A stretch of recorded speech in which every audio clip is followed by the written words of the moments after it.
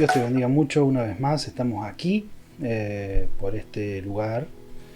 Dios te bendiga grandemente. Bueno, continuamos con este tema que es la gracia de Dios. En este particular es la tercera parte. Esta se llama expiación particular. Y podemos poner entre paréntesis ahí la obra de Cristo en la cruz, porque de eso se trata esto en cuanto a la expiación particular. Tanto gracia irresistible como expiación particular son temas muy profundos, como decía, y no es imposible, pero es casi complicado poner todo el contenido y hacer un resumen de todo esto, pero vamos a hacer lo que se puede, lo mejor que se puede. Gracias a Dios, si has visto los videos anteriores, has podido comprender un poco, hemos podido comprender juntos un poco el tema de que la corrupción total del hombre es total. Bien, es total su corrupción, por lo tanto su maldad, cuando es expresada de forma total, es un verdadero desastre. El hombre termina haciendo cosas que ni él mismo pensaba que iba a hacer, pero como el pecado que mora en él, desde ahí, desde ese corazón entenebrecido y una mente reprobada, es de ahí de donde surge todo eso, desde adentro hacia afuera. Bien, haciendo un resumen de ese punto, cuando hablamos de gracia irresistible, bueno, obviamente hablamos de lo que vamos a hablar específicamente de lo que hace Cristo en la cruz. Bien, lo que se obtiene, porque en realidad el orden que yo he dado es el orden en cómo nosotros como llegamos a comprender o la palabra se vuelve realidad en nuestra vida. Primero somos chocados o confrontados por la palabra de Dios, pero confrontados con la realidad de lo que somos delante de Dios.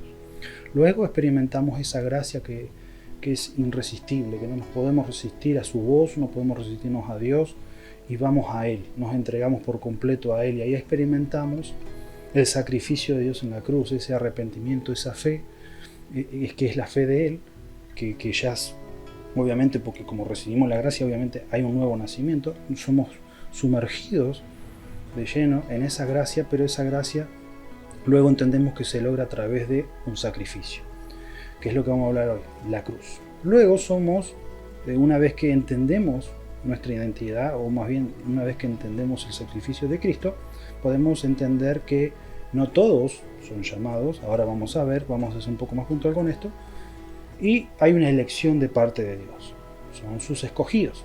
Bien, no te vayas del video, por favor. Yo sé que a algunos les choca esto, bien, pero es lo que dice la Biblia. Pero no te vayas, quédate en el video y veamos qué dice la Biblia. ¿Está bien?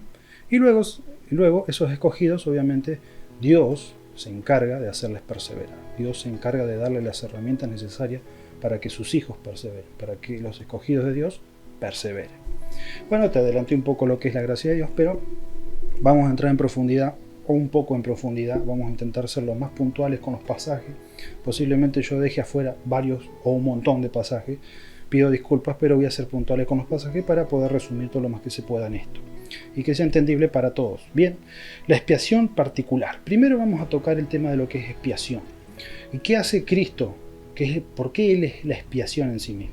Bien, mediante la expiación es la obra de Dios en Cristo en la cruz. Bien, Jesucristo completó la obra de su vida perfecta en justicia. Punto número 1. Punto número 2. Canceló la deuda de nuestro pecado, apaciguó su ira contra nosotros y ganó, o podríamos decir compró, para nosotros todos los beneficios de la salvación. Bien, de esto de alguna manera lo resumimos un poco. Ahora vamos a seguir. Dice, la muerte de Cristo fue necesaria. Si Dios solamente barriera los pecados debajo de una alfombra, ¿qué pasaría? Sin compensar todo el daño que ha hecho el pecado, o lo que ha hecho el hombre, o el pecado a través del hombre, o del hombre a través del pecado, no mostraría una consideración justa a Dios, a su gloria, que no lo refrenó Dios, justamente por todo esto que vamos a ver ahora. pero había un plan de salvación. A Dios no se le sale nada, nada de las manos. Ya hablamos anteriormente que Dios tiene completo control porque, a ver, comprendamos que Dios no tiene tiempo. Dios no tiene ni pasado, ni presente, ni futuro. Dios es. Dice, yo soy. Cuando habla la palabra yo soy, la palabra yo soy encierra, es una palabra que no tiene tiempo. Se utiliza en literatura, bueno, tema para los chicos en la escuela, ya lo pasamos, pero específicamente de eso habla. Yo soy, yo no tengo tiempo. Eso es lo que habla el Señor. Bien, nos estamos yendo de tema. Vamos para acá. Entonces, convengamos una cosa. Debido al pecado, la justicia de Dios debía ser satisfecha. Bien. Dice, Dios es justo. Si decimos que Dios es injusto, es porque no hay pecado. Es porque hay pecado en él, perdón. Si decimos que es injusto, es porque hay pecado en él. ¿Está bien? Según la revelación de su palabra, eso es mentira. Bien, porque ¿cómo puede haber pecado en Dios? ¿Que se va a rebelar contra sí mismo Dios? En todo caso es la criatura o su creación la que se rebela contra él. Esto es lo que vemos en el caso de los ángeles. Una parte que se rebeló, liderada por Satanás, todos lo conocemos, Lucifer, el diablo. Ahora ellos ya están condenados, pero ellos son otra naturaleza, son ángeles. Está bien, pasan a llamarse diablos y demonios. Debido al diablo se llaman demonios los que cayeron con él, pero son ángeles caídos. Es otra naturaleza. Ahora nosotros dice que fuimos moldeados a la imagen de Dios. Entonces, en nosotros se refleja, de alguna manera, cómo es Él. No somos iguales, cómo es Él. ¿Tá? Entonces, cuando nosotros desobedecemos a Él por el pecado, estamos pisoteándole la cara. Estamos rebelándonos contra Él. Estamos pisoteando su gloria. Ahora, esa justicia, o sea, esa injusticia, mejor dicho, debe ser paga. Debe haber un castigo por el pecado. ¿Estamos hasta ahí? Bien, espero que se entienda. Vamos a asentar que Dios es justo. Dice, primera de Juan 1:5, dice, este es el mensaje que hemos oído de Él, y os anunciamos, Dios es luz, no hay ningunas tinieblas en Él. Estos otros pasajes ya los leímos. Dice, Romanos 9:14, ¿qué pues diremos? ¿Hay injusticia en Dios? En ninguna manera. Este lo vamos a releer después más adelante, en otros videos. También vemos ya lo vimos anteriormente, primera de Juan 3:5, y sabemos que Él apareció para quitar nuestros pecados, y no hay pecado en Él. Bien, no hay pecado en Él. Estamos hablando o sea, cuando hablamos de Dios, hablamos del Padre, el Hijo y el Espíritu Santo. Los tres son uno. Nuestra cabeza no llega a comprender eso. Tema para otro día. Pero Dios es tres personas, pero es uno. Lo dejamos ahí. Ahora, esto es lo que estábamos hablando hace un rato.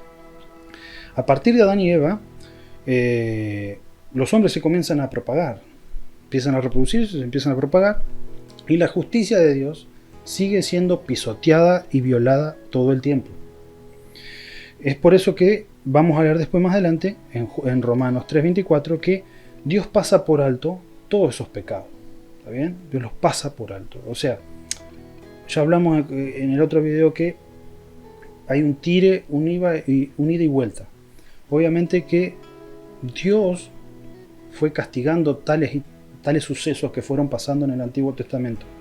Pero todos fueron apaciguados en sí, porque Dios, a pesar de todo lo que entendemos de Él, o que llegamos a escuchar de Él muchas veces, que Dios es malo, que Dios castiga, que Dios esto, lo otro, Dios siempre se contuvo en su amor. Dios siempre buscó que sus hijos, su pueblo, estuviera en comunión con Él. Ahora, bueno, vamos a decir, pero ¿y las injusticias que pasan en el mundo? Las cosas que...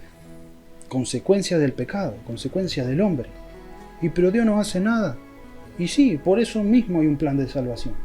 Porque Dios no se complace en el pecado. Dios no se complace en las consecuencias aún del pecado. Dios no está complacido con el pecado.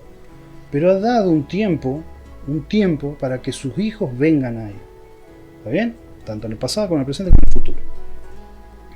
Ahora, vamos a dejarlo ahí porque si no nos vamos para otro lado. Veamos lo que dice en cuanto a justicia y justificación. Bien, lo que dice Romanos capítulo 3, del 22 al 26, vamos a hacer una comparativa entre dos versiones, entre la Reina Valera del 60 y la nueva versión internacional, porque una por ahí puede ser un poco más dura que la otra, o más bien una dice encierra mucho contenido y la otra como que lo aclara más. Así que yo respeto ambas versiones, me gusta más que nada la del 60, pero quiero que sea entendible para todos, ¿está bien?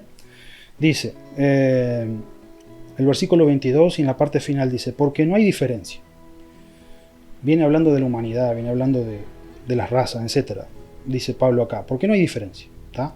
El 23, por cuanto todos pecaron, están destituidos de la gloria de Dios. Están fuera de la gloria de Dios. Están destituidos de la gloria de Dios. El 24, siendo justificados gratuitamente por su gracia, su regalo. Dice, mediante la redención que es en Cristo Jesús. Redención que es en Cristo Jesús. El 25, a quien Dios puso como propiciación. ¿Qué es propiciación acá? Es Cristo, reconciliación, por medio de la fe en su sangre, para manifestar, ¿qué cosa? Su justicia. A causa de haber pasado por alto en su paciencia, en su amor, los pecados pasados de la antigüedad. El 26, con la mira de manifestar en este tiempo su justicia, a fin de que Él sea el justo, vemos que el justo, y el que justifica al que es de la fe de Jesús. Ahora miremos, vamos para la otra versión, esta es la del 60, ahora vamos a la NBI y dice de esta forma, el 22, de hecho, no hay distinción, ¿ven lo mismo? El 23, pues todos han pecado y están privados de la gloria de Dios, el 24, pero por su gracia son justificados gratuitamente mediante la redención en Cristo Jesús que Cristo Jesús efectuó, perdón. El 25. Dios lo ofreció como un sacrificio de expiación, ¿ve? De expiación que se recibe por la fe en su sangre, para demostrar su justicia. Anteriormente, vemos acá otra vez, anteriormente, en su paciencia, Dios había pasado por alto los pecados. El 26. Pero en el tiempo presente ha ofrecido a Jesucristo para manifestar ¿qué cosa? Su justicia.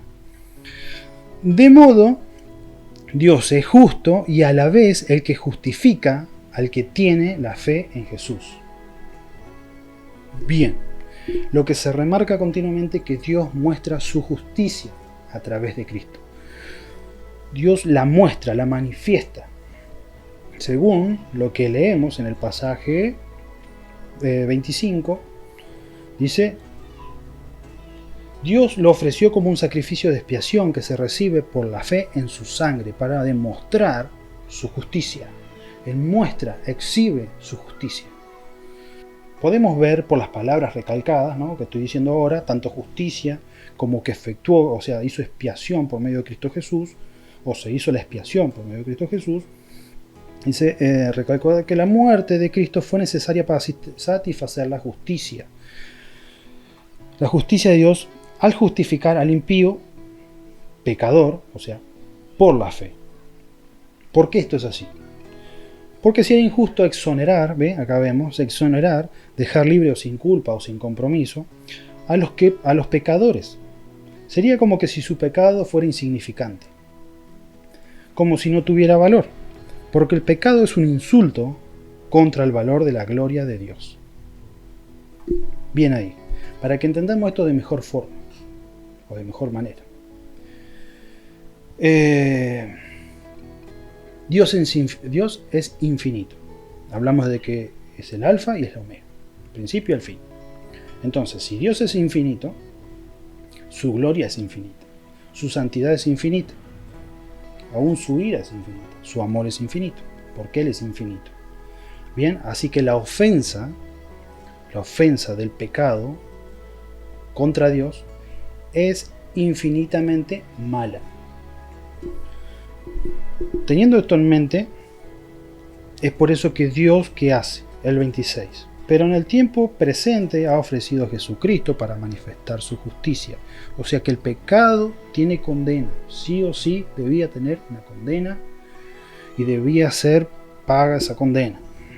Debía haber un sacrificio. De este modo Dios es justo y a la vez el que justifica a los que tienen la fe de quién, en Jesús.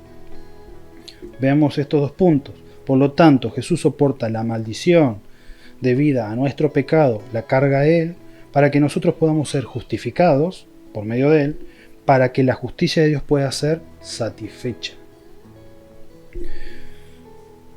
Humanamente, ya habíamos visto anteriormente, o sea, que en el Antiguo Testamento nadie había podido cumplir tal cosa. Incluso lo vimos en la introducción de este video. Nadie había podido cumplir la ley. Nadie había podido cumplir la ley porque la ley era por obras. Era imposible para el hombre llegar a cumplir eso. Pero, entonces, como la ley era incumplible, obviamente que el único capaz de cumplirla era Dios mismo. En este caso, en la persona de Jesús. Bueno, con lo que vimos anteriormente, podríamos decir que, que el Padre obliga a Jesús a morir. Porque obviamente es el Padre quien cuelga a su Hijo en la cruz. Pero no. Jesús se ofreció de forma voluntaria, pero no para hacer su voluntad, sino para hacer la voluntad del Padre. Y que por medio de la voluntad del Padre, rescatar, reconciliar a los hijos de Él, sus ovejas. Ahora vamos a hacer hincapié en las ovejas. ¿Bien? Dice Juan 5:30. No puedo hacer nada por mí mismo, dice Jesús acá. Según oigo, así juzgo. Mi juicio es justo, porque no busco mi voluntad, sino la voluntad del que me envió, la del Padre. Ahora, ¿qué sucede? Cristo fue enviado por el Padre porque Él se ofreció para pagar por nuestro pecado. ¿Bien? Esto lo podemos ver en Hebreos 9:14. Dice Hebreos 9:14. Dice, ¿cuánto más la sangre de Cristo, el cual mediante el Espíritu Eterno, Espíritu Santo, se ofreció a sí mismo sin mancha a Dios, limpiará vuestras conciencias de obras muertas para que sirváis al Dios vivo? No vamos a entrar en el tema específicamente ahora de Hebreo. Después más adelante vamos a hacer hincapié sobre estos pasajes. Pero dice que mediante el Espíritu Eterno se ofreció a sí mismo sin mancha a Dios. ¿Bien? Bueno. Después dice, se humilló a sí mismo tomando forma de siervo. Filipenses 2:7, no lo voy a leer. Lo puede buscar usted después. Dice, y realizó la purificación de nuestros pecados por medio de sí mismo. En Hebreos 1:3, tampoco lo voy a leer. Lo puede buscar. Lo que sí vemos acá, que todo lo que Jesús hace ya estaba desde antes, porque todo esto surge desde antes. El Padre ya viene anunciando en el Antiguo Testamento. Este es el famoso Mesías. En realidad es Jesús. ¿Bien? Entonces, en la ley, miles de años antes que Jesús naciera, viniera en un cuerpo, vamos a ponerlo de esa manera porque obviamente es Dios, antes que naciera en un cuerpo mortal como este, estaba escrito. Bien, no vamos a buscar los pasajes en el Antiguo Testamento, vamos a ir, que es un poco más resumido, a Hebreos, capítulo 10, versículo del 5 al 10, dice así, casi al último, dice, más preparaste cuerpo, más me preparaste cuerpo. Eso dice el 5, dice el 6. Holocaustos y expiaciones por el pecado no te agradaron. 7. Entonces dije, he aquí, vengo, oh Dios, para hacer tu voluntad. Como en el rollo del libro que está escrito de mí, del Antiguo Testamento. El 8. Diciendo primero, sacrificio, vamos otra vez, sacrificio y ofrenda y holocaustos y expiaciones por el pecado no quisiste, ni te agradaron, dice Jesús al Padre, las cuales cosas se ofrecen según la ley, ¿ves? La ley de Dios. El 9, diciendo luego, he aquí vengo, oh Dios, para hacer tu voluntad. Quita lo primero para establecer lo último. Quita lo primero para establecer lo último. Quita el antiguo pacto para establecer este nuevo pacto de Dios con los hombres. El 10. En esa voluntad somos santificados mediante la ofrenda del cuerpo de Jesucristo, hecha una vez para siempre. Por lo tanto, algunos afirman que el Padre es el que manda y que por tal razón envió al Hijo. En realidad esto demuestra un total desconocimiento del plan de salvación. ¿Bien? ¿Por qué? Yo puse acá: la deidad, o más bien Dios, trabaja en perfecta unidad y no como una dictadura.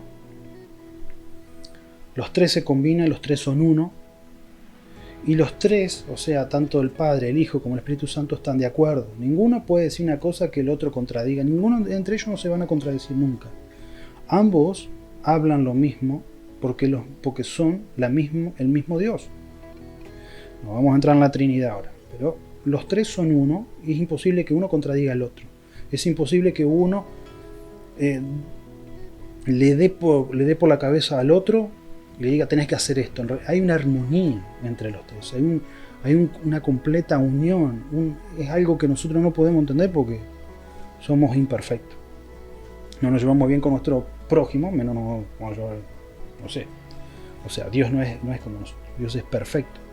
Así que hay una unidad, trabajan juntos. Cada uno está de acuerdo con el otro. Bien, entonces, ¿qué es lo que entendemos acá? Esto es lo que se hace hincapié sobre Filipenses 2:7, que Él se hizo siervo. Pero vamos a leer, dice, cuando las escrituras afirman que el Padre envió al Hijo, fue porque el Hijo se ofreció a sí mismo para ser enviado. Es lo que vimos anteriormente. Es el Hijo que se ofrece de forma voluntaria ante el Padre para hacer su voluntad, la voluntad del Padre. Bien, Juan 10, 17, 18 dice: por eso me ama el Padre, porque yo pongo mi vida, dice Jesús, para volverla a tomar. 18, nadie me la quita. ¿A qué cosa? A la vida, sino que yo de mí mismo la pongo, la ofrezco, la doy, porque tengo poder para poner, ¿qué? Vida, y tengo poder para volver a tomarla, quitarla. Ese mandamiento recibí de mi Padre. Eso es lo que dice Juan 10, 17, 18. Así que enlazando tanto esto como lo que dice en Filipenses, como lo que dice en Hebreo, entendemos. Dice: el siervo hace la voluntad de su Señor. Cristo toma forma de siervo en su encarnación. Por lo tanto, en tal condición se sometió al Padre, y el Padre era su Señor y su Dios. Esta sumisión voluntaria de Cristo fue un acto de amor. Como siervo de Dios, hizo la voluntad de Dios, su Padre. Creo que medianamente vamos entendiendo hasta ahí. Ahora, como habíamos dicho anteriormente, Jesús cumple la ley. Y eso lo vemos en Mateo 5, 17. Vamos a hacer comparativas entre dos versiones otra vez para que se entienda un poquito mejor. Bien, vamos a leer Mateo 5, 17, dice, la versión del 60.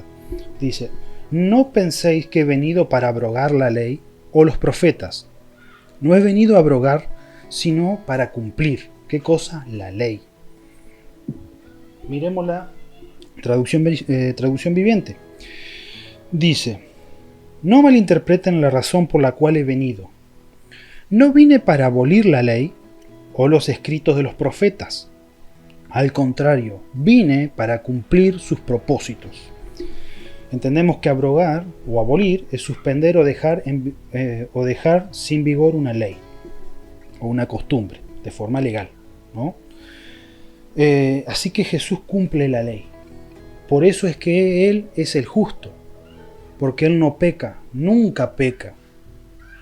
Él fue tentado en todo, pero no pecó. Entonces Él hizo los méritos necesarios para constituirse un representante nuestro, un representante perfecto humano, de carne y hueso, con un cuerpo como este. Se encarnó en un cuerpo como este. Y tuvo una vida tan perfecta, que lo hizo, obviamente, esos méritos lo hicieron justamente nuestro mejor representante, nuestro único representante, el justo que muere por los injustos. Entonces, Fue hecho pecado, según 2 Corintios 5:21 e Isaías 53:6. Tanto en el Nuevo como en el Antiguo Testamento dice esto: fue hecho pecado. Sufrió el abandono en Mateo 27:46.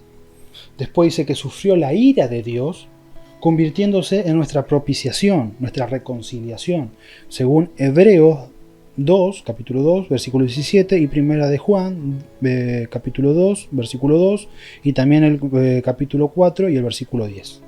Bien, murió en mi lugar y tuvo sufrimientos físicos durante toda su vida, como mortal, con este cuerpo. Bien ahí. Ahora, si hemos llegado a comprender medianamente esto, vamos a interpretar lo que quiere, o lo que en esencia es la expiación. La expiación fue de dos maneras, está constituida de dos formas: penal y sustitutiva. Esto está avalado, o más bien esto es lo que establece la ley de Dios en el Antiguo Testamento.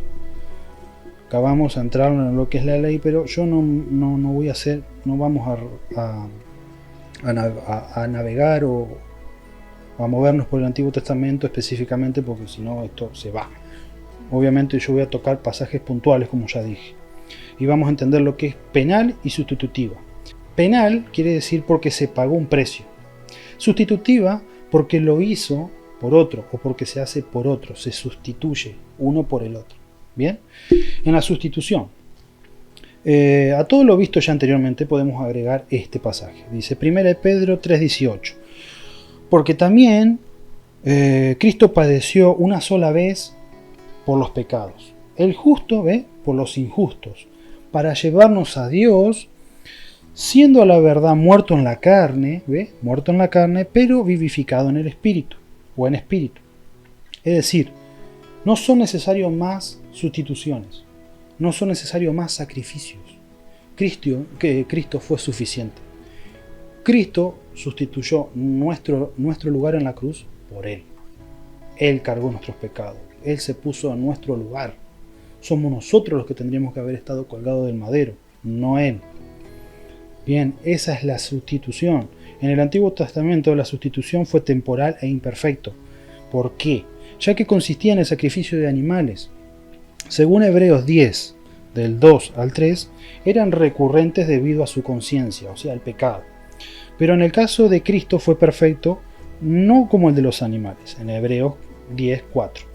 ¿Qué quiere decir esto? O sea, las personas en su momento sacrificaban animales, porque la ley así lo decía. Obviamente había todo un orden, Dios había establecido un orden, para que cada sacrificio fuera de la forma más santa posible, la forma más apartada, más hermosamente honrada para Él. Entonces los animales debían ser animales completamente perfectos, puros, limpios, que no hubiera manchas, era algo lo más perfecto posible. Pero a pesar de todo eso, a pesar de que se mataban animales, miles de animales por los pecados de las personas en el Antiguo Testamento, ninguno podía reemplazar la carga de pecado en la conciencia de las personas. Se hacían cosas atroces como vemos hoy en día. Tal vez estaban más tapadas que ahora, o ahora están más tapadas que antes. Se hacían cosas perversas, pero aún así Dios quería perdonar el pecado de su pueblo, quería santificarlo, quería bendecirlo. Así que él pedía de esos sacrificios como dice su ley. Bien, pero esos sacrificios fueron sin valor. No tenían el peso ni el valor suficiente. Por eso eran imperfectos y temporales en el Antiguo Testamento. Ahora, penal. ¿A qué nos referimos con penal? Se pagó un precio. Es una condena por la cual se paga un precio. ¿Cuál es el precio? Y Cristo lo pagó con su sangre. 1 Corintios 6:20 dice: porque habéis sido comprados por precio. Fuimos comprados por precio. Nuestra condena fue comprada por un precio. Glorificad pues a Dios en vuestro cuerpo y en vuestro espíritu, los cuales son de Dios. Entonces entendemos que la sangre de Jesús, ¿qué hace? Señala a la cruz. La cruz, o más bien dicho su sangre, modela el corazón de amor sacrificial, o sea, vemos su sacrificio. ¿Un sacrificio de qué? De amor. Es en amor, porque Él no necesitaba hacer eso. Ahora Él se sacrifica en amor. Y la actitud del agradecimiento incondicional de Cristo a sus ovejas. Ese amor, esa incondicionalidad, que después vamos a ver más adelante. Pero ahora estamos acá. Dice, el fundamento bíblico por el cual Cristo murió, no solo para hacer que la salvación estuviera disponible para todos los que creen, sino para comprar la fe de los elegidos. La sangre de Jesús aseguró las bendiciones del nuevo pacto para su pueblo. ¿Por medio de qué? De su sangre. Por eso es que cuando leemos algunos pasajes vamos a entender que la sangre del pacto compró la fe de los que Dios escogió y llamó. Eso lo vemos en Mateo 26-28. Porque esto es mi sangre del nuevo pacto. ¿Ven? Cuando esta es la última cena, pero vamos a lo que dice Jesús acá. Porque esto es mi sangre del nuevo pacto, que por muchos, no dice todos, no dice el mundo, dice que por muchos es derramada para remisión de los pecados. Remisión, perdón de los pecados. Bien, entonces entendemos que era necesaria de que la sangre de Jesús sea derramada. La sangre de Jesús debe ser derramada. Porque de esta forma, dice, para el perdón de los pecados de los redimidos, de los escogidos, lo que ya recién leímos. ¿Y por qué es derramada? Porque la ley de Dios en el antiguo pacto, donde fue establecida, donde Él la declara a su pueblo, en esa ley pide que sea derramada sangre. Y ahora vamos a ver la condición, vamos a ver lo que dice la ley. Vamos a volver de vuelta al Nuevo Testamento, estamos en el Nuevo Testamento, vamos a ir a Hebreos 9:22 y vamos a leer también primera de Pedro, capítulo 1, versículo 19 al 21. Dice Hebreos 9:22, dice, según la ley, yo voy a resumir el pasaje, según la ley, con sangre y sin derramamiento de sangre no se hace, ¿qué cosa? Remisión. Es decir, sin sangre no hay perdón de pecados. Eso exigía los sacrificios según la ley en el Antiguo Testamento, para justamente pagar los pecados, o para redimir, para cubrir los pecados del pueblo, en el Antiguo Pacto. Ahora, miremos lo que dice Primera de Pedro, el capítulo 1, 19-21, dice, sino con la sangre preciosa de Cristo, como de un cordero sin mancha y sin contaminación. ¿Ven? El 20, ya destinado desde antes de la fundación del mundo, antes que todo fuese creado, pero manifestado en los postreros tiempos por amor a vosotros, o sea, los hijos de Dios, la iglesia. El 21, y mediante el cual creéis en Dios, quien le resucitó de los muertos y le ha dado gloria, para que vuestra fe y esperanza sean, ¿en quién? En Dios. Para que nuestra esperanza y nuestra fe, lo que tenemos de parte de Él, sea en Él, sea todo en Él, en Dios. Bien, bueno, acá hay quienes sostienen que el sacrificio de Cristo solo proporciona un impulso o abre una posibilidad para obtener la salvación y no asegura el resultado. ¿Por qué no asegura el resultado? Porque si lo vemos desde ese punto, estaríamos diciendo que que la salvación depende de la decisión del hombre. Ahora bien, la Biblia no dice eso. Por el contrario, la sangre de Cristo compra el nuevo pacto y asegura la salvación de sus escogidos. Bien, perdón que estoy mirando hacia abajo, es que voy leyendo para no salirme del tema, porque si no me voy para otro lado. Pero el punto es ese, o sea, Dios compra mediante su sacrificio el nuevo pacto. Ya no depende de ya no lo deja a la decisión del hombre como en el Antiguo Testamento, donde la remisión de pecados o la salvación de alguna forma, si lo queremos ver, era a través de las obras. Ahora ya no es así.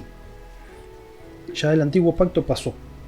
Entonces, miremos lo que dice, miremos lo que Dios habla en el Antiguo Testamento a través del libro de Jeremías. Bien, ¿Qué es lo que está anunciando el libro de Jeremías? Ya anteriormente en La Gracia Irresistible o en el video anterior vimos que Dios habla específicamente en Ezequiel y en Deuteronomio de lo que Él va a hacer en el nuevo pacto. Ahora vamos a hablar lo que en el Antiguo Pacto, vamos a hablar en el Antiguo Testamento también de lo que Dios dice del nuevo pacto. Dice Jeremías, así, capítulo 31.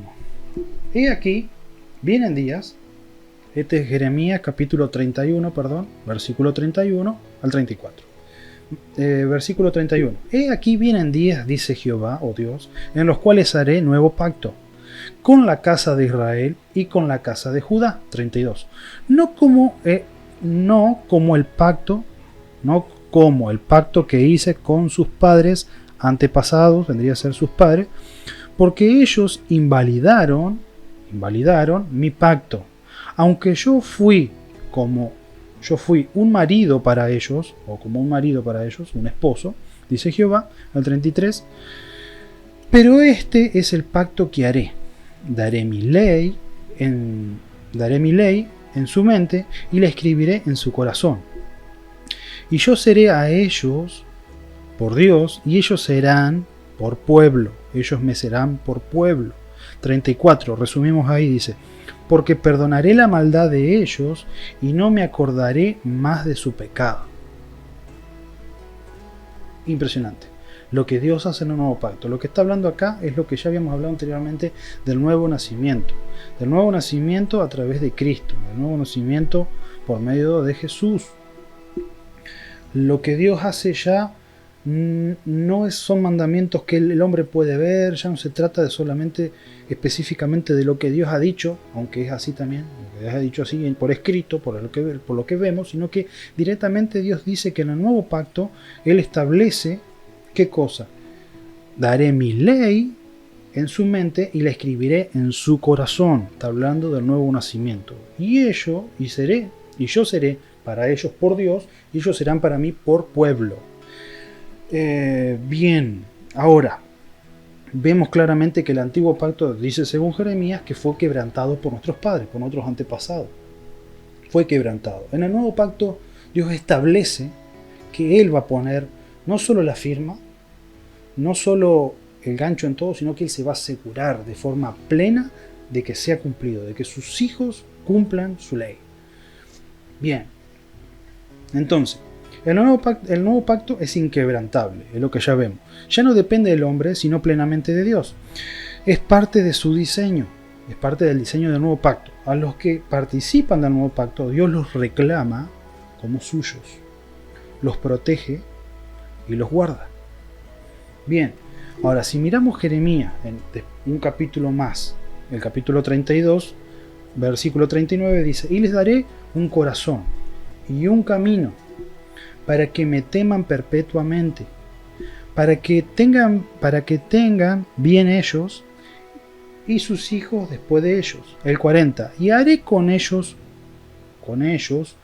pacto eterno, no ya un pacto que se deshace, un pacto eterno.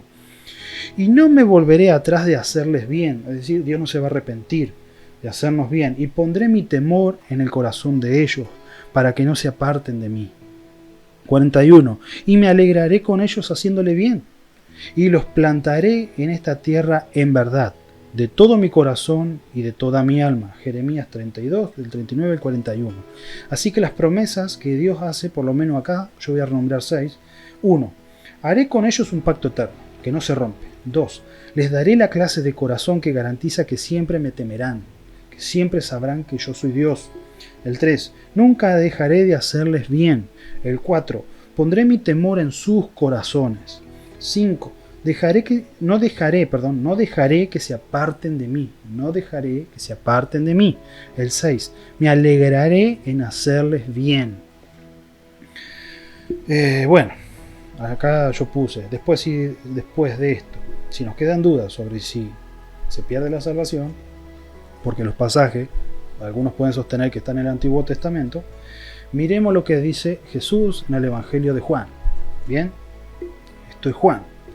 Vamos a Juan y leemos a partir del versículo 36. Este es Juan Juan capítulo 6, del 36 al 39. Dice así: Mas os he dicho, que aunque habéis visto, no creéis. El 37. Todo lo que el Padre me da, vendrá a mí. Al que a mí viene, no le echo fuera. El 38.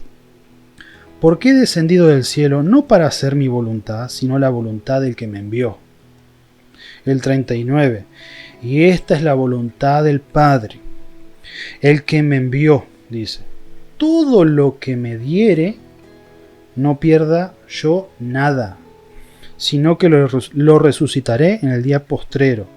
Que dice que todo lo que el Padre le diere, él no debe perder nada. Y obviamente como Dios, como Jesús es perfecto, Jesús es Dios, es Hijo, él no va a perder nada. Es imposible que aquellos que una vez fueron salvos se vuelvan atrás o pierdan su salvación. Si realmente hemos nacido de nuevo, estamos bajo el nuevo pacto. Es decir, el pacto se ha vuelto vivo, carne en nosotros. Se ha vuelto hecho. Porque es el nuevo nacimiento del nuevo pacto.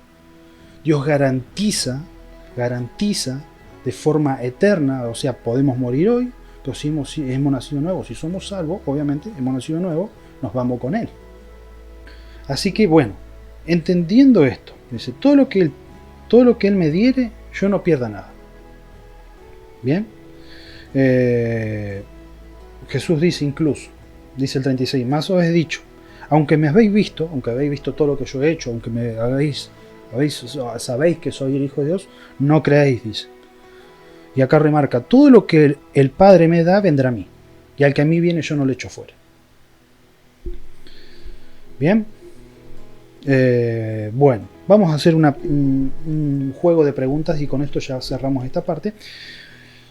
Espero que sea de alguna forma entendible. Este es un tema muy profundo y estoy intentando hacer que lleguemos a una buena comprensión.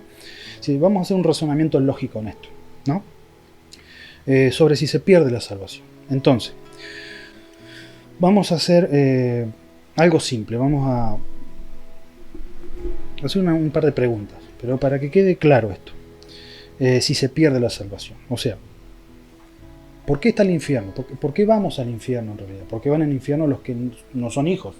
Los que no han recibido la salvación o los que no quieren creer o los que no creen. ¿Por qué? Para pagar los pecados.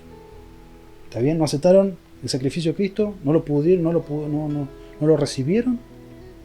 ¿A qué van? A pagar los pecados. Ahora, si ya hemos aceptado a Cristo en nuestro corazón, supuestamente, si hemos sido salvos, hemos nacido de nuevo, ¿cómo es que podemos ir de vuelta? ¿Cómo es que podemos ir al infierno? Es imposible. O sea, que va a pagar 2 veces Cristo nuestros pecados. Es imposible. O sea, no se puede perder la salvación. ¿Se entiende? Si yo pierdo la salvación, es como que yo estoy condenado. Pero que vuelvo de vuelta, si Él ya pagó. Él ya pagó nuestros pecados. Miremos Hebreos para tener un poco más de claridad. Hebreos 9:26 dice: se presentó una vez para siempre por el sacrificio de sí mismo para quitar de en medio el pecado. Para quitar de en medio el pecado. Acá lo remarca Hebreo, dice, se presentó una vez para siempre. Para siempre. Es imposible que aquellos que una vez nacieron de nuevo vuelvan atrás. Es imposible. Hebreos 7:22. Según la traducción NBI, para que sea un poco más clara, dice: por tanto, Jesús ha llegado a ser el que garantiza un pacto superior. Lo dice Hebreos 7:22. Por tanto, Jesús ha llegado a ser el que garantiza un pacto superior, que ya no depende del hombre. No depende del hombre la salvación. No depende del hombre la salvación. Ahora, ¿por qué Dios escogió un remanente? ¿Por qué no salvó a todo el mundo? Bueno, interesante pregunta. Bueno, entonces, ¿para qué está el infierno? Bueno, podemos decir que es para solamente el diablo y sus demonios, que ya están condenados. Pero Dios estableció el infierno tanto para ellos como para los pecadores. Porque obviamente, ¿quién es padre de pecado? ¿Quién es padre de la mentira? ¿Quién es el padre del pecado? Es el diablo. Entonces, el infierno, si no va nadie al infierno, ¿para qué está? Entonces, si decimos eso, Estamos haciendo hincapié en el antiguo pacto. Porque, es decir, si por hacer buenas obras, como en el antiguo pacto, en vano Cristo murió. ¿Para qué muere Cristo entonces? ¿Para qué muere Cristo? ¿Cuál es el sentido de que muera Cristo si vamos a volver al antiguo pacto? Esto lo dice Gálatas 2:21. Miren lo que declara Pablo. Dice Pablo, no desecho la gracia de Dios. No desecho, no tiro, no escupo, no, como ustedes quieran ponerle, no desecho la gracia de Dios. Pues si por la ley fuese la justicia, y por el antiguo pacto fuere satisfecha la justicia de Dios, entonces por demás murió Cristo. Entonces en vano murió Cristo. Cristo muere para establecer el nuevo pacto, para comparar el nuevo pacto. ¿Bien ahí? Bueno, espero que haya quedado claro ese punto. Entendamos 3 palabras y casi vamos a terminar, si Dios quiere. Voy a intentar ir más rápido. Dice expiación. ¿Qué es expiación? En el original hebreo significa cubrir. Se traduce a los idiomas castellanos como expiación, purificación y limpieza, entre otros. Estos son los principales términos. En el idioma original de la Biblia sería acción de cubrir tanto los pecados, como dice Salmos 78, 38, 79 y 9, y como dice Levítico 5, 18, como el pecador, que ahí lo dice en Levítico 4, 20. En otras palabras, cuando hablamos de expiar el pecado equivale a poner un velo tan deslumbrante y poderoso sobre el pecador, que su pecado, o sea, un velo tan grande, tan deslumbroso, tan poderoso sobre el pecador, que su pecado queda cubierto y cancela todas las acusaciones en su contra. Impresionante.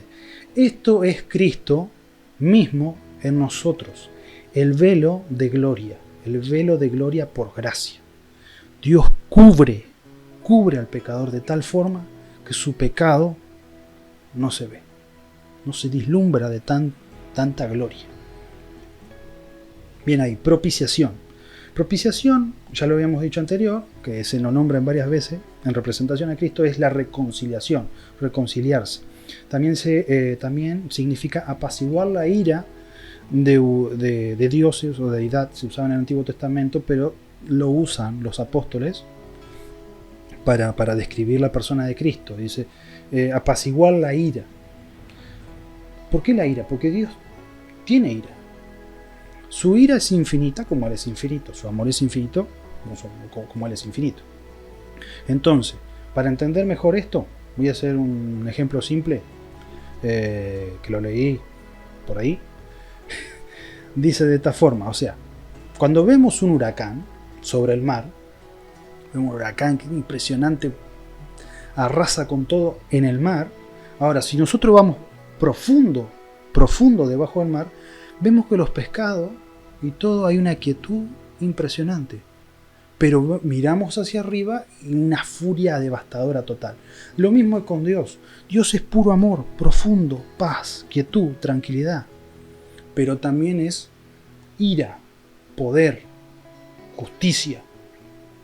Bien, espero que se hayan entendido el ejemplo. Así que Cristo, en este caso, es nuestra propiciación con Dios, nuestra reconciliación. Esto lo encontramos en Romanos 3:25, 1 de Juan 2:2 y capítulo 4, 10. Redención. Redención es también redimir, ¿no? Tanto en el Nuevo Testamento como en el Antiguo, redimir. Redimir como redención. Significa comprar algo de nuevo mediante el pago de un precio. Bien, este término también se aplica a la liberación de un esclavo mediante un pago. Esto lo encontramos en Tito 2:14, Apocalipsis 5:9 y Gálatas 3:13. Nosotros éramos esclavos, esto lo hablamos en el video anterior, éramos esclavos, aquellos que aceptamos a Cristo en nuestro corazón, aquellos que aceptamos el sacrificio que le ha hecho, aquellos que escuchamos su voz, ese llamado eficaz. Nosotros éramos esclavos del pecado, pero por medio del nuevo pacto, por medio de Cristo, hemos sido liberados.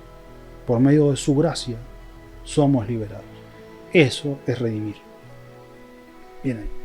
Bueno, ahora vamos a enfocarnos en la parte de, ya dijimos expiación, ahora vamos a enfocarnos en lo que quiere decir particular. Particular obviamente habla de personas por separado, cada uno en particular. Yo, aquel, fulano, el otro, particular. Ahora, ¿qué significa expiación particular? Dios hizo un sacrificio, entregó su cuerpo, su sangre para redimirnos, pero de forma particular. Particular. Por cada una de sus ovejas. De forma personal, por cada una de sus ovejas. Un solo sacrificio por cada uno en particular. Un solo sacrificio por cada uno en particular. Espero que se entienda. Pero ahora vamos a leer los pasajes.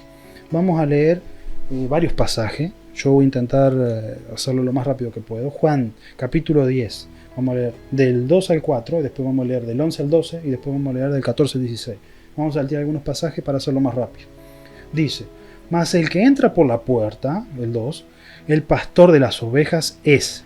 El 3, a este abre el portero, o este abre el portero, las ovejas oyen su voz, y que dice, y a sus ovejas llama por nombre, y las saca. El 4, y cuando ha sacado fuera todas las propias, va delante de ellas y las ovejas le siguen. ¿Por qué? Porque conocen su voz.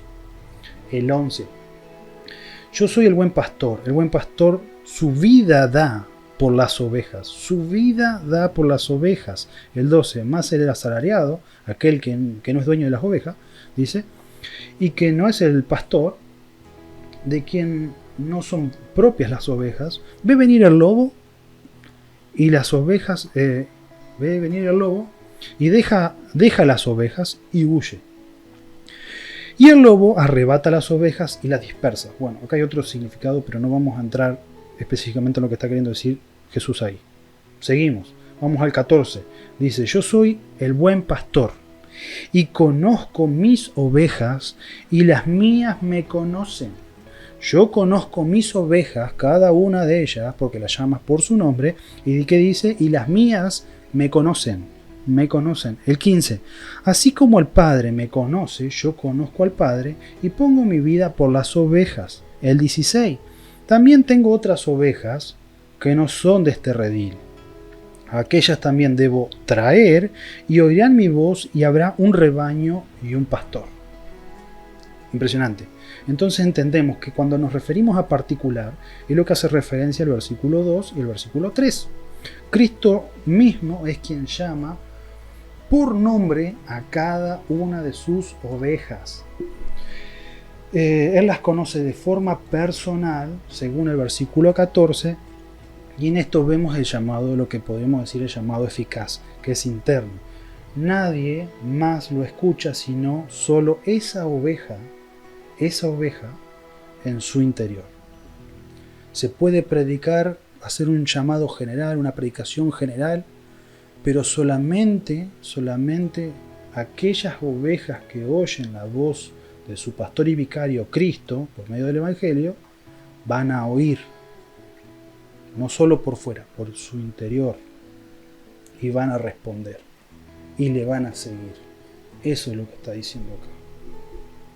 Su sacrificio fue de forma particular por cada uno de nosotros. Las ovejas tienen identidad. Afirmamos que tienen identidad. ¿Por qué? Porque son de Cristo, escuchan su voz y le siguen, son de Él. Entonces, vamos a hacer un juego de palabras acá. Le siguen porque son suyas. Le pertenecen por derecho porque Él ya pagó por ellas. Eso es la expiación. Por eso le siguen. ¿Bien? Entonces, las ovejas creyeron. ¿Por qué? Justamente porque son suyas. Por eso creyeron. ¿Bien? Vemos que el Señor declara las ovejas como propias, el versículo 4, y que las suyas, o sea, esas, le conocen a Él. Estas a su vez, que lo conocen a Él. Estas a su vez lo conocen a Él, versículo 14. Reafirmamos esa parte. ¿Por qué somos ovejas de Cristo? ¿Por qué? Ya lo venimos desglosando, pero vamos a seguir afirmando unos pasajes en las palabras de Jesús. Juan 10, 27-29 dice, el 27. Mis ovejas oyen mi voz y yo las conozco y me siguen. El 28. Yo les doy vida eterna y no perecerán jamás, ni nadie las arrebatará de mi mano. ¿Qué dice? No perecerán jamás, ni nadie las arrebatará de mi mano. ¿Seguimos en duda si perdemos la salvación? Bueno, el 29. Mi Padre que me las dio es mayor que todos, y nadie puede arrebatar de la mano de mi Padre. Nadie las puede arrebatar de la mano de mi Padre. Nadie las puede arrebatar de la mano de mi Padre. Dependemos exclusivamente de Dios. La salvación, el regalo de su gracia, su sacrificio, todo depende del Padre. No todos creen. Bueno, específicamente después vamos a desglosar un poco acá, pero el video que viene habla específicamente de los que no creen y de quiénes son los escogidos. Pero vamos a hacer un rápido repaso. Dice el Juan 6:37, dice, todo lo que el Padre me da, vendrá a mí, y al que a mí viene no le echo fuera. Ya habíamos leído este. Vamos, Juan 17, del 6 al 10. He manifestado tu nombre a los hombres del mundo que me diste. Los hombres del mundo que me diste, no todos. O declaró al Padre a todo el mundo, no. Dice, a los hombres que del mundo me diste. Tuyos eran, esto es la oración de Cristo, ya antes de ser sacrificado o crucificado. Tuyos eran, y me los diste, y han guardado tu palabra. El 7. Ahora han conocido que todas las cosas que me has dado proceden de ti. El versículo 8, porque las palabras que me diste les he dado, y ellos las recibieron. Y han conocido verdaderamente que salí de ti. Que dice después, y han creído que tú me enviaste. El 9, acá está la clave. Yo ruego por ellos, no ruego por el mundo, por ellos ruego, sino por los que me diste, porque tuyos son. Leamos el 9 de vuelta. ¿Qué dice? Yo ruego por ellos, no ruego por el mundo, sino por los que tú me diste, por los que me diste, porque tuyos son. El versículo 10. Todo lo mío es tuyo, y todo lo tuyo es mío, y he sido glorificado en ellos. Todo lo mío es tuyo, le dice Cristo a Dios, al Padre, y todo lo tuyo, mío. Y he sido glorificado en ellos. ¿Por qué? Porque ellos realmente, nosotros, aquellos que hemos aceptado a Cristo en nuestro corazón, realmente hemos creído en Él y Él se ha glorificado en nuestra vida. Jesús remarca una y otra vez, esto es cierto, en el Evangelio de Juan, ¿quiénes son los hijos de Dios? Versículo 37, que acabamos de leer, capítulo 6, versículo 37, y demás. Si lo leemos de forma completa, después dice, y que por ellos es el motivo único de su oración. El versículo del capítulo 17, versículo 19. Así que entendemos lo siguiente. Por lo tanto, él está diciendo que su muerte, en la oración, su muerte está diseñada especialmente para aquellos por los que está orando. Por los que está orando. Juan 6, 64 y 65 dice de esta forma, porque hay algunos de vosotros que no creen. Porque Jesús sabía desde el principio quiénes eran los que no creían y quién le había de entregar. Esto está hablando sobre Judas, el 65, y dijo, por eso os he dicho, que ninguno puede venir a mí si no le fuere dado de quién, del Padre. Quienes no creen son aquellos que Dios Padre soberanamente no les concedió creer, no les concedió dicho don de la fe. Bien, fíjense que Jesús, dentro del grupo de sus discípulos, dentro del grupo a todo el cual él hablaba, dice que Jesús sabía desde el principio, según el versículo 64 dice, Jesús sabía desde el principio quiénes eran los que no creían. Obviamente dentro de ese grupo estaba Judas. Así que dentro del grupo de Jesús, en ese tiempo, ya había quienes no creían, sin embargo, estaban ahí. Le seguían de lejos, pero estaban ahí, le seguían, estaban ahí. ¿Y cómo no va a suceder dentro de la iglesia? dentro de la misma congregación, dentro de la iglesia de Dios. Hay quienes tienen otros intereses, hay quienes están dentro de las iglesias para otras cosas que no son glorificar y adorar a Dios. Bien, Cristo murió por todos los hombres sin distinción. Esto lo vamos a reafirmar. Cristo murió por todos los hombres sin distinción. Así, blancos, negros, amarillos, chicos, grandes, todas las edades y de todas las naciones, etc. Ahora, pero no murió por todos los hombres. Esto es sin excepción. No hace una excepción por uno, pero no. Cristo murió por los suyos, no por todos. Vamos a mirar algunos pasajes. Dice, miremos nuevamente Juan, porque ya lo hemos visto, Juan 6:44 dice, ninguno puede venir a mí si el Padre que me envió no le trajere, no le llamare, no le arrastrare, no le trajere. Y yo le resucitaré en el día postrero. Bueno, el trajere de Juan 6:4 es el mismo que traer de Juan 10:16. Si bien, porque acá vemos que es el mismo autor, entonces podemos decir, bueno, porque Juan decía eso, bueno, pero lo importante acá es que lo que está escribiendo Juan en su evangelio son las palabras mismas de Jesús. Así que podemos entender de parte de Jesús, porque es él el que dice tales pasajes, tales declaraciones. Dice tanto el traer, el atraer como el trae, o también como vemos en la palabra todas o todos, en este libro, en el contexto del Evangelio de Juan, está hablando de llamar o traer a quienes, a él, a los hijos de Dios dispersos en el mundo. Versículo 12:32 dice, esto ya lo hicimos en el video anterior, creo. Y yo, si fuese levantado de la tierra, a todos atraeré a mí mismo. Podemos decir, bueno, pues dice todos. Bueno, vamos a leer lo que dice Apocalipsis 5:9. Dice, porque tú fuiste inmolado y con tu sangre nos has redimido para Dios. Después, ¿qué dice? De todo linaje, lengua y pueblo y nación. En Apocalipsis vemos este mismo énfasis, el todo, haciendo referencia ¿a qué? A los hijos de Dios. Entonces, si complementamos ambos pasajes sin sacarlos de contexto, sino para complementarlos, podríamos decir de esta manera. Si fuere levantado de la tierra, dice Jesús, a todos, ¿qué? ¿Quiénes son todos? Los hijos de Dios atraeré a mí mismo. De todo linaje, lengua, pueblo y nación. Nuestro gran problema, siempre tenemos un gran problema por allí, nuestro gran problema, nuestro enfoque siempre está mal. Malinterpretamos los pasajes, el pasaje de la Biblia, y yo lo he hecho en ciertas ocasiones. Cuando recién comenzaba, cuando no entendía mucho, cuando andaba ahí, malinterpretamos los pasajes y no leemos en contexto, no miramos todo el capítulo o no vamos leyendo todos los capítulos para tener un significado preciso sobre diferentes tipos de versículos.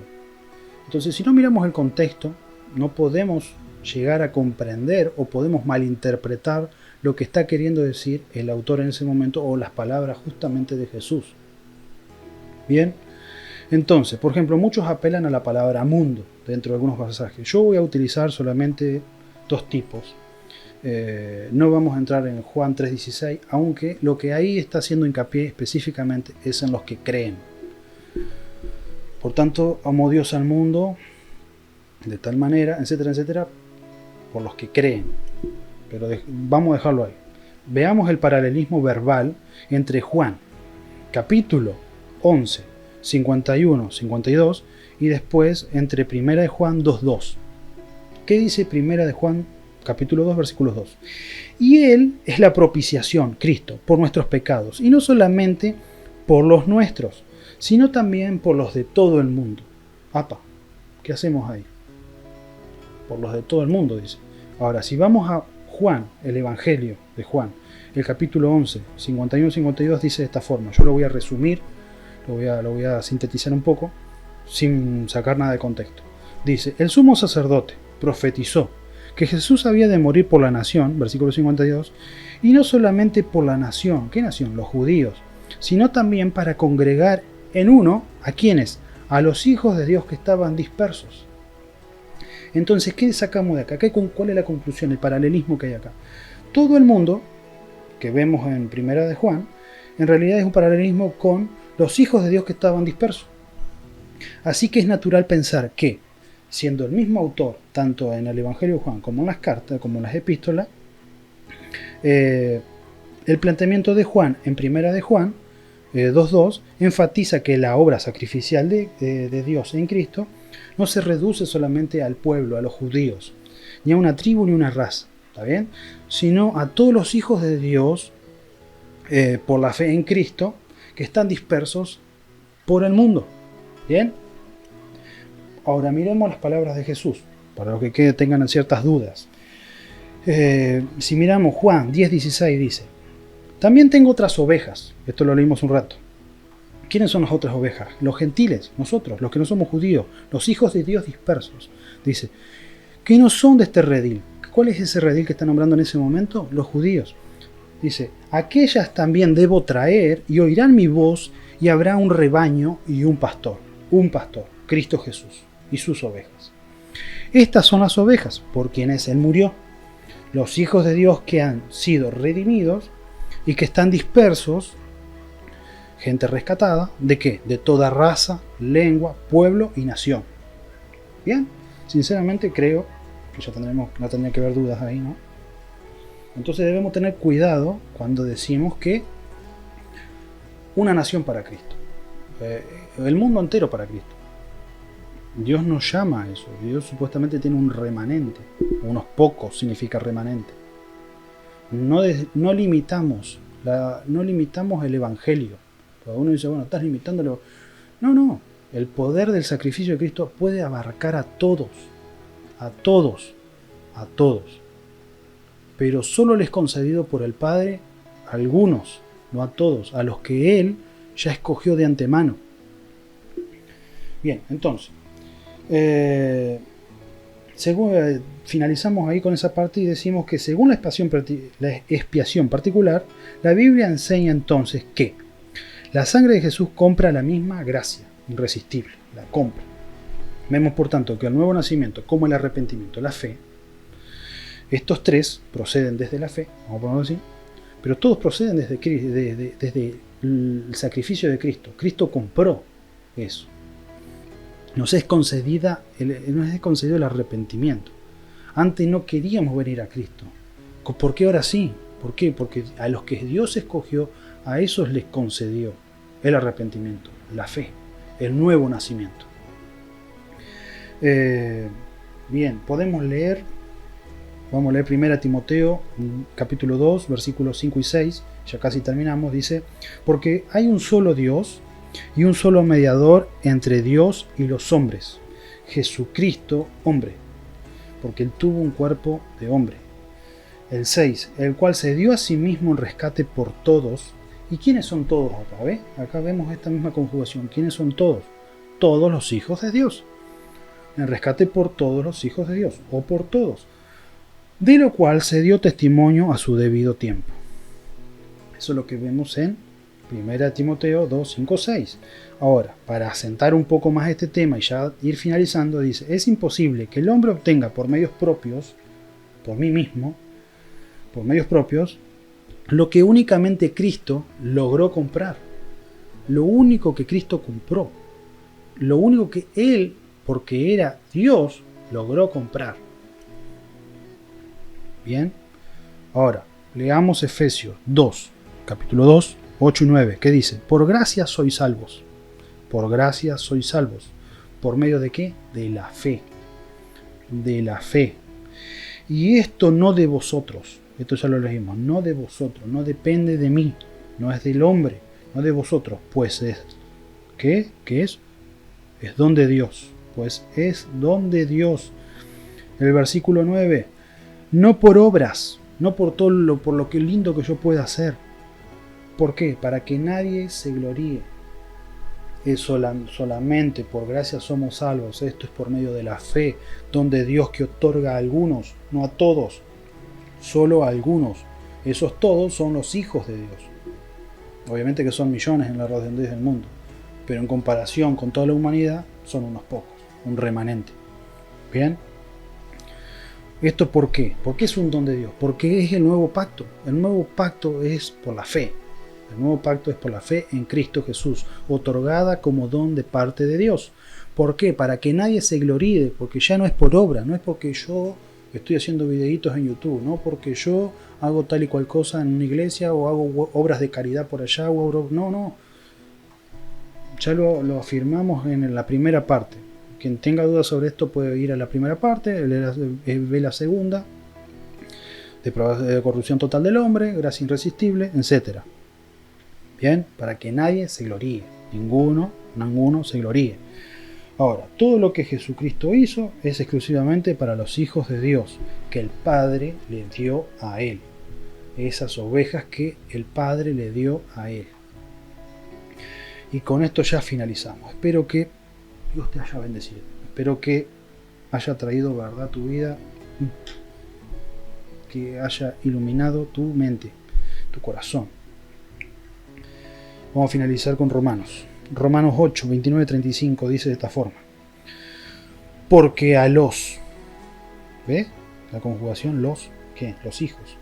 Los que antes conoció, también los predestinó, predestinación es bíblico, los predestinó para que fuesen hechos conforme a la imagen de su Hijo, para que Él sea, ¿qué cosa? Primogénito entre muchos hermanos. Por eso nos llamamos hermanos entre los cristianos.